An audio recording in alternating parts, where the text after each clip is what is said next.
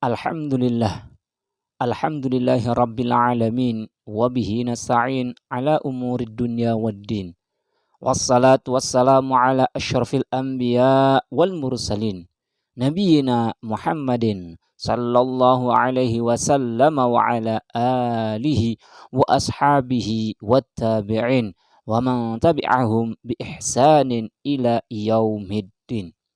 Ashhadu an la ilaha illallah wahdahu la syarika lah. Al-Malikul Haqqul Mubin. Wa ashhadu anna sayyidana Muhammadan abduhu wa rasuluh sadiqul wa'dil amin. Amma ba'du, faya ayyuhal hadirun, ittaqullah haqqa tuqatih wa la tamutunna illa wa antum muslimun. Faqala Allah Ta'ala, wa in ta'uddu ni'matallahi la tuhsuha, innallaha laghafurur rahim. Ma'asyiral muslimin rahimakumullah. Adalah sebuah kewajiban bagi khatib di setiap khutbahnya untuk senantiasa berwasiat dan mengingatkan jemaah, wabil khusus kepada diri khatib sendiri, untuk senantiasa meningkatkan ketakwaan kepada Allah Subhanahu wa ta'ala.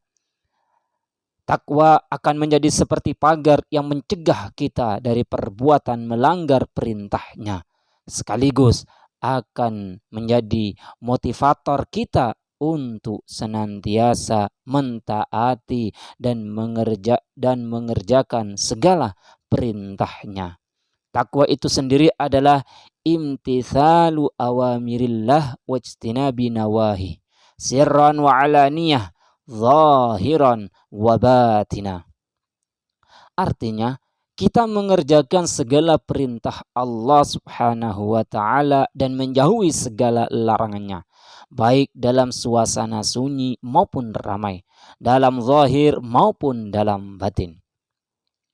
Pada momentum mulia kali ini juga, mari kita senantiasa meningkatkan rasa syukur kepada Allah Subhanahu wa ta'ala yang telah memberi karunia hidup dan nikmat rizki yang tidak bisa dihitung satu persatu.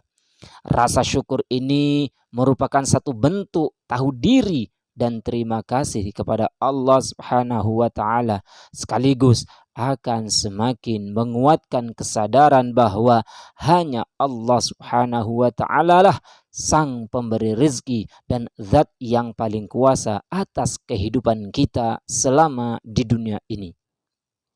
Semua yang kita miliki di dunia ini sejatinya adalah titipan yang sewaktu saat akan diambil oleh sang pemilik yang hakiki dan abadi, yakni Allah Subhanahu wa ta'ala.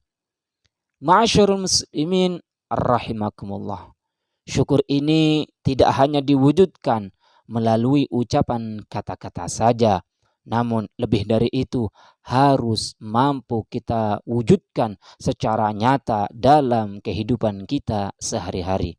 Karena memang sudah menjadi tuntunan agama Islam agar umatnya mewujudkan syukur dengan 3 hal, yakni syukur bil janan atau syukur dalam hati. Kedua, syukur bil lisan atau syukur dengan ucapan. Dan yang terakhir atau yang ketiga adalah syukur bil arkan atau syukur dengan tindakan. Kita tidak boleh menjadi insan yang kufur terhadap nikmat nyata yang telah dianugerahkannya. Allah pun telah mengingatkan kita dalam Al-Quranul Karim surat Ar-Rahman melalui sebuah ayat yang diulang-ulang sebanyak 31 kali agar kita tidak ingkar kepada nikmatnya yang agung. Ayat tersebut berbunyi, Fabi ayyi ala'i rabbikuma tukadziban. Artinya, maka nikmat Tuhanmu yang manakah yang kamu dustakan? Ma'asyarul muslimin rahimakumullah. Di antara wujud syukur bil arkan atau syukur dalam tindakan bisa kita lakukan dengan cara berbagi nikmat yang kita dapatkan kepada orang atau pihak lain. Seperti saat kita bahagia mendapatkan nikmat rezeki berupa harta benda, Kita bisa mengambil sebagian dari rezeki tersebut untuk kemudian diberikan kepada orang lain. Langkah ini tentu akan membuat orang lain bahagia dan juga akan semakin menjadikan diri kita bertambah lebih bahagia lagi. Kita pun sebenarnya tak perlu khawatir jika berbagi rezeki dengan orang lain. Rezeki kita akan berkurang. Kita perlu sadari bahwa rezeki bukanlah matematika yang secara logika 1 dikurangi 1 sama dengan 0. Namun justru sebaliknya, rezeki adalah kehendak Allah Subhanahu wa taala semata yang terkadang kita alami sendiri. 1 dikurangi 1 bisa menjadi 11. Rasulullah Shallallahu Alaihi Wasallam telah bersabda yang diriwayatkan oleh hadis riwayat Muslim, "Ma naqasa malun min sadaqah." Harta tidak berkurang karena bersedekah. Dalam hadis lain disebutkan, "Ma ahsana 'abdus sadaqah illa ahsanallahu azza wa jalla al-khilafa ala tirkatih." Artinya, tidaklah seorang hamba memperbaiki sedekahnya kecuali Allah Subhanahu wa taala memperbaiki pengganti atas harta tinggalannya. Hadis riwayat Ibnu Al-Mubarak. Ma'asyur muslimin rahimakumullah. Kekhawatiran berkurangnya rezeki jika dibagikan pada orang lain tentu sangat tidak beralasan. Hal ini karena Allah Subhanahu wa taala pun telah menyebutkan dalam Al-Qur'anul Karim bahwa rezeki yang Ia berikan bukan hanya dari kita bekerja saja. Allah Subhanahu wa taala memberi rezeki kepada siapa saja yang dikehendakinya dari jalan yang tidak disangka-sangka. Sebagaimana disebutkan dalam surat At-Talaq ayat 3, wa yarzuqhu min haitsu la yahtasib wa may yatawakkal 'ala Allah fa huwa hasbuh innallaha baligh amrih qad ja'alallahu likulli syai'in qadra. Artinya, dan Dia memberinya rezeki dari arah yang tidak disangka-sangka. Dan barang siapa bertawakal kepada Allah, niscaya Allah akan mencukupkan keperluannya. Sesungguhnya Allah Subhanahu wa taala melaksanakan urusannya. Sungguh Allah telah mengadakan ketentuan bagi setiap sesuatu. Ayat ini menjadi pegangan kita untuk menghilangkan kekhawatiran tentang rezeki di dunia. Allah Subhanahu wa taala lah sejatinya yang memiliki skenario rezeki dalam hidup kita. Kita tetap diperintahkan untuk berusaha dan kemudian menyerahkan hasilnya kepada Allah Subhanahu wa taala. Hasil yang kita dapatkan pun sejatinya bukan selalu karena hasil kerja keras kita. Semua itu sejatinya adalah kehendak dari Allah Subhanahu wa taala.